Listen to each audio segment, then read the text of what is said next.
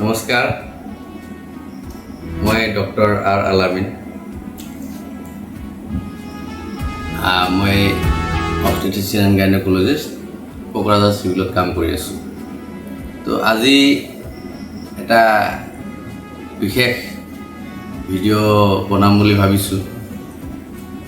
তো এনে বিশেষ কাম নাই, আজি ভাবিলোঁ কিবা এটা এনে কথা বতৰা পাতোঁ।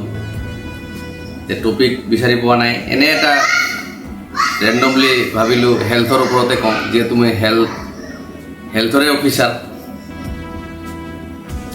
তো হেল্থ মানে কি? WHO ডেফিনেশ্যন মতে হেল্থ হ'ল it is a complete physical, mental, social well-being of a person and not merely the absence of disease or infirmity। তাৰমানে আপোনাৰ শাৰীৰিক, মানসিক আৰু সামাজিক সুস্থতা আৰু অকল মানুহৰ শাৰীৰিক মানে বেমাৰ বা দুৰ্বলতা থকা মানে যে নিৰোগী সেইটো নহয়। মানে আপোনাৰ শাৰীৰিক, মানসিক আৰু সামাজিক সুস্থিৰতাটো লাগিব, তেতিয়া এজন মানুহক স্বাস্থ্যৱান বুলি ক'ব পাৰি। তো ইয়াৰ মেইনলি তিনিটা এংগেল আছে: শাৰীৰিক, মানসিক আৰু সামাজিক। তো এই তিনিটা এংগেলত মই কেইটামান কথা ক'ব খুজিছোঁ। শাৰীৰিক মানে হ'ল শাৰীৰিক স্বাস্থ্যটো আপুনি কেনেকৈ ভালকৈ ৰাখিব। সেইটো কাৰণে আপুনি খাদ্য অভ্যাসটো ভাল হ'ব লাগিব, অলপ এক্সাৰচাইজ কৰিব লাগিব, আৰু বেমাৰ আজাৰ যাতে নহয় সেইটো আপুনি মন কৰিব লাগিব। আৰু কিছুমান বস্তু যিবিলাকে আমাক ক্ষতি কৰিব পাৰে, যেনেকৈ ধৰক নিচাজাতীয় বস্তু, স্মকিং হওক, মদ্যপান হওক, বা আজিকালি যিটো ড্ৰাগছৰ ওপৰত মই আৰু বহলাই ক'ম। সামাজিক সুস্থিৰতাৰ ক্ষেত্ৰতো এইটো মানে এফেক্ট আছে। তো সেই তেনেকৈ এজন মানুহ আপোনাৰ চাওক, আজিকালি সময়ৰ বহুত নাটনি, মানুহ ব্যস্ত। এই ব্যস্ত জীৱনতো আপুনি কিহৰ পিছত দৌৰি আছে? আপুনি স্বাস্থ্যৱান হ'ব লাগিব, আপুনি সুখী হ'ব লাগিব। স্বাস্থ্য ভাল থাকে মানে আপুনি সুখী। মনটো যদি সুখী থাকে, মানসিকভাৱে যদি আপুনি সুস্থ হয়, তেতিয়া আপুনি সুখী বুলি ক'ব, হেপী হ'ব। তাৰমানে এতিয়া শাৰীৰিকৰ কথাটো গ'ল, তাৰপিছত আহিল আপোনাৰ মানসিক যিটো কথা আছে। মানসিক মানে কি? মানসিকভাৱে কেনেকৈ সুস্থ হ'ব? যদি এজন মানুহ এংজাইটি ডিজৰ্ডাৰত ভুগি আছে, ডিপ্ৰেশ্যনত ভুগি আছে, সি শাৰীৰিকভাৱে একো নাই, বেমাৰ মানে হাত ভৰি ভঙা নাই বা তাৰ কোনো বেলেগ বেমাৰো নাই, কিন্তু সি মানসিকভাৱে যদি টেনশ্যনত আছে, ষ্ট্ৰেছফুল লাইফ, তেতিয়াহ'লে সি নিৰোগী। সি যদি চিন্তিত হৈ আছে, কিবা এটা ঘটনা হৈছে, দুৰ্ঘটনা হৈছে, অমুক তমুক, মনত যদি বেয়া ভাৱনা আহি আছে, টেনশ্যন হৈ আছে, সিও ৰোগীয়া বুলি ক'ব লাগিব। তাৰমানে বেমাৰী, স্বাস্থ্য ভাল নহয় তাৰ, হি ইজ নট হেল্ডি। এতিয়া ছাপ'জ আজিৰ যুগত, এই কম্পিটিটিভ পৃথিৱী, মানুহে কিহৰ পিছত দৌৰে চাবচোন। বেছিভাগ মানুহ টকা পইচা, মানে ভাল মানে ৰাস্তাৰে হওক, বেয়া ৰাস্তাৰে হওক, তাক যেনে তেনে টকাটো লাগে। তো যিবিলাক মানুহৰ বেছি লোভ থাকে, এই লোভীয়া মানুহবিলাক এই টকা পইচাৰ পিছত বেছি দৌৰে। আৰু তাৰ ফলত কি হয়? আপোনাৰ যেতিয়া মানুহৰ মনৰতো কোনো এটা মানে হেৰি নাই, ধৰক মানে এটা লিমিট নাই, তো যিমান মানুহ পায় আৰু তাতকৈ বেছি লাগে। চাবচোন আপুনি, আপোনাৰ মান্থলি চাপ'জ এটা ইনকাম আহি আছে, কেইদিনমান পিছত চাব নাই ইয়াতকৈ যদি আৰু মই অলপ বেছি পাওঁ। এই বেছি কৰোঁতে মানুহ মানে বেয়া ৰাস্তাৰে হ'লেও তাক টকাটো লাগে। তাৰ কাৰণে বিভিন্ন ৰিস্ক লৈ কাম কৰিবলগীয়া হয়, আৰু তাৰ ফলত মানুহৰ টেনশ্যন বাঢ়ে, আৰু টেনশ্যনৰ পৰা মানুহৰ মানে মানসিকভাৱে সি অস্থিৰ হৈ থাকে। তো মানসিকভাৱে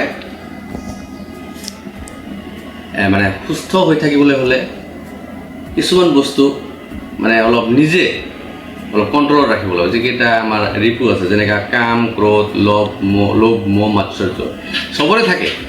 মানে মানুহ মানে এইকেইটা থাকিব, কিন্তু এইকেইটাক যদি কণ্ট্ৰল কৰি ৰাখিব পাৰিছে, তেতিয়াহ'লে মানে তাৰ ষ্ট্ৰেছটো কম হ'ব আৰু ই মানে নিৰোগী হৈ থাকিব।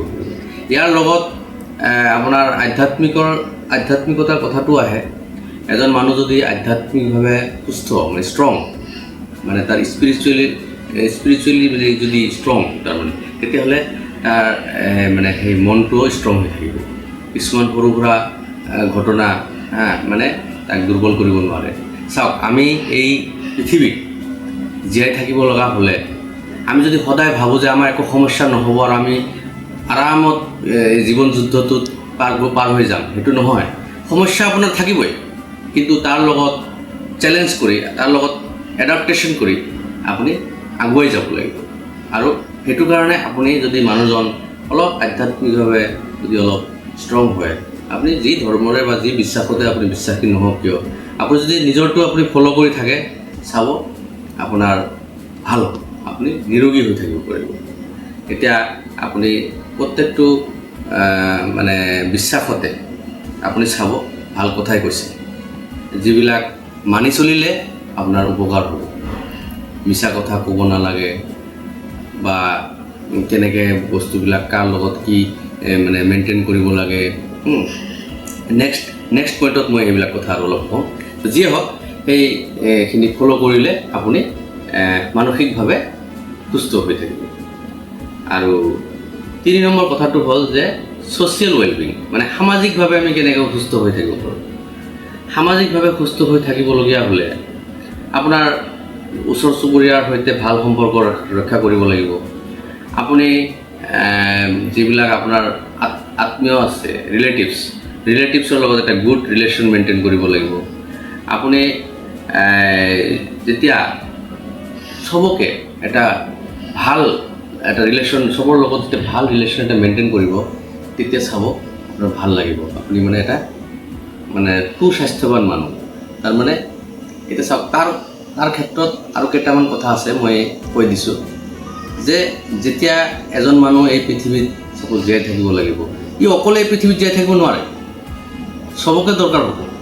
যেনেকৈ ধৰক, এতিয়া আপুনি এটা বিপদত পৰিল, কিবা এটা অসুবিধা হ'ল, তেতিয়াহ'লে আপোনাক কোনে চাব? চাপ'জ মই এজন ডক্টৰ, মই বেলেগৰ অপাৰেশ্যন সদায় কৰোঁ, মোৰ বেমাৰ হ'লে মই কি মোৰ নিজৰটো মই কৰিব পাৰিম নেকি? কেতিয়াও নোৱাৰোঁ। যিমান ডাঙৰ নিউৰ' চাৰ্জন নহ'লেও তাৰ ব্ৰেইনৰ অপাৰেশ্যন কি নিজে কৰিব পাৰিব নেকি? গতিকে বেলেগৰ সহায় লাগিবই। আজি মই কিবা এটা ছাইডত মই ছাৰ্ভিচ দি আছোঁ, বেলেগ এটা ডিপাৰ্টমেণ্ট বা বেলেগ এটা ছাইডত বেলেগে ছাৰ্ভিচ দি আছে, আল্টিমেটলি চবে মিলি পেলাই আমি সমাজখন গঢ়ি তুলিছোঁ আৰু আমি একেলগে আগুৱাই যাব লাগিব। আৰু আমি সমাজপ্ৰিয় মানুহ, কাৰণটো হ'ল যে আমি যেতিয়া বিপদত পৰিম, কোনোবা এজন ইণ্ডিভিজুৱেল, তেতিয়া আৰু এজনে তাক হেল্প কৰিব। এতিয়া আপোনাৰ লগত যেতিয়া চবৰ লগত এটা গুড ৰিলেশ্যন থাকিব, ওচৰ চুবুৰীয়াৰ লগত হওক বা আত্মীয়ৰ লগত হওক, আপুনি যেতিয়া প্ৰব্লেমত পৰিব, কোনোবা আহি আপোনাক সেইটো মানে তাৰ পৰা উঠাই লোৱাৰ চেষ্টা কৰিব, মানে আপোনাক আগুৱাই লোৱাৰ চেষ্টা কৰিব, হেল্প কৰিব। তো এতিয়া কথা হ'ল, এইখিনি হ'ল থুলমূলকৈ এটা বস্তু যে মানুহ এটা হেল্ডি হ'ব লাগিলে শাৰীৰিক, মানসিক আৰু সামাজিকভাৱে সি নিৰোগী হৈ থাকিব লাগিব। এতিয়া ইয়াৰ মাজত এটা কথা মই কওঁ যে এই সমাজখন বেয়া যে হয়, তাৰ অন্যতম এটা কাৰণ হৈছে এই নিচাজাতীয় বস্তু। তাৰ মাজত আপুনি মদ, ভাং, গাঞ্জা, ড্ৰাগছ এইবোৰ ধৰিব পাৰে। এইবিলাক বস্তু কৰাৰ কাৰণে কি হয়, চাওক, এইবিলাক কোনোবা এটা মানুহে যদি এইবোৰৰ এটা বদ অভ্যাস থাকে, তেতিয়াহ'লে কি প্ৰব্লেম হ'ব পাৰে। যেনেকৈ ধৰক, প্ৰথমতে শাৰীৰিকভাৱে তাৰ ক্ষতি হ'ব, কোনোবা অংগ, লিভাৰ বা অন্যান্য অংগবিলাকে তাৰ ডেমেজ হ'বলৈ আৰম্ভ কৰিব। তাৰোপৰি যেতিয়া এডিকশ্যন হৈ যাব, এই বস্তুটোৰ কাৰণে মানে যেনে তেনে পইচা তাক লাগে, দৰকাৰ হ'লে তাৰ মা দেউতাক মাৰি পেলাই হ'লেও পইচা লাগিব। এনেকুৱা মই পেপাৰে পত্ৰ পাইছোঁ কেতিয়াবা, যে মানুহে নিজৰ কিডনী বিক্ৰী কৰি হ'লেও পইচা লৈ পেলাই ড্ৰাগছ কিনিবলৈ যায় আৰু ড্ৰাগছ খাই পেলাই ই সেই দিনটো পাৰ কৰে। আচ্ছা, যেতিয়া এজন মানুহ যেতিয়া বেছি এডিকশ্যন হৈ যাব আৰু ড্ৰাগছবিলাক এইবিলাকৰ দাম বহুত, তো নিজে পইচা ঘৰৰ পৰা যেতিয়া নিজৰ কিছুমান বস্তু মা দেউতাই যে দিব নোৱাৰে আৰু মানে, তেতিয়া কিছুমান বস্তু চুৰ কৰিব, লাহে লাহে বেলেগৰ ঘৰত চুৰ কৰিবলৈ আৰম্ভ কৰিব, ডকাইতি কৰিবলৈ আৰম্ভ কৰিব। লাহে লাহে কি হয়, সমাজখনত চুৰ ডকাইত ক্ৰাইম এইবিলাক অপৰাধ বাঢ়ি যাব। তো তাৰোপৰি কি হয়, যেনেকৈ কিছুমান যিবিলাক চাপ'জ মদ খাই যদি ড্ৰাইভিং কৰে, মদ খাই আহিতো ঘৰখন কাজিয়া পেচাল এইবিলাক হয়েই, তাৰোপৰি যেতিয়া গাড়ী চলাব এক্সিডেণ্ট কৰিব, হাত ভৰি ভাঙিব,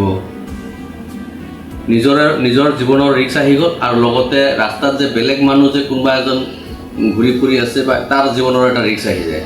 তো সমাজখন এনেকৈ বেয়া হৈ যায়, সামাজিকভাৱে এটা অস্থিৰতাৰ সৃষ্টি হয়। গতিকে আমি সকলোৱে সজাগ হ'ব লাগিব।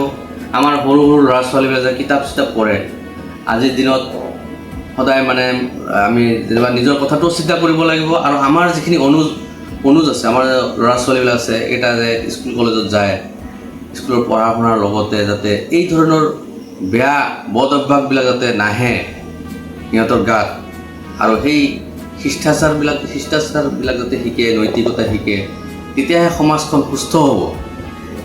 আৰু নিজৰ ল'ৰা ছোৱালীক পঢ়া শুনাৰ লগত ইহঁতক এইটো জ্ঞান দিব লাগিব যে তোমালোকে এই বেয়া বস্তুবিলাকৰ পৰা, নিচাজাতীয় বস্তুৰ পৰা আঁতৰি থাকিবা, আৰু ক্ৰাইম যিবিলাক আছে অপৰাধ, এই বস্তুবিলাকৰ পৰা আঁতৰি থাকিবা। নহ'লে নিজৰ জীৱনটোতো যাবই, কেৰিয়াৰ বৰবাদ হ'ব, জীৱনটো শেষ হ'ব, লগতে সমাজখনো অস্থিৰ হৈ যাব, আৰু তেওঁৰ লগত মানে চবৰে মানে এটা প্ৰব্লেম সৃষ্টি হ'ব। তো এইখিনি মই বিশেষকৈ আজি থুলমূলকৈ ক'ব খুজিছিলোঁ যে আমি হেল্ডি কেনেকৈ হ'ব লাগে, আৰু হেল্ডি হ'লেই মানুহ এজন লাহে লাহে তাৰ সুখটো, যিটো জীয়াই থকাৰ যিটো সুখ, এই সুখ পাব, মানে সুখী হ'ব পাৰিব। গতিকে কথাখিনি মই প্ৰি প্লেন নাছিলে, এনেই কিবা কিবি বেবেৰি বাং কথা পাতিলোঁ। ইয়াৰ মাজৰ পৰা মোৰ কিবা ভুল ত্ৰুটি হ'ব পাৰে, এইটো ক্ষমা কৰিব। আৰু লাহে লাহে যদি ৰেছপন্স পাওঁ ৰাইজৰ, আৰু ভাল ভাল ভিডিঅ' বনাম টপিক বাছি লৈ আৰু কিবা যদি টপিকৰ ওপৰত মানে ক'ব লাগে, তেতিয়াহ'লে আপোনালোকে কমেণ্টত কৈ দিব। মই 2-এটা টপিক বাছি ল'লে ষ্টাডি কৰি ভিডিঅ' বনাম আৰু ফ্ৰী টাইমত। ধন্যবাদ, নমস্কাৰ।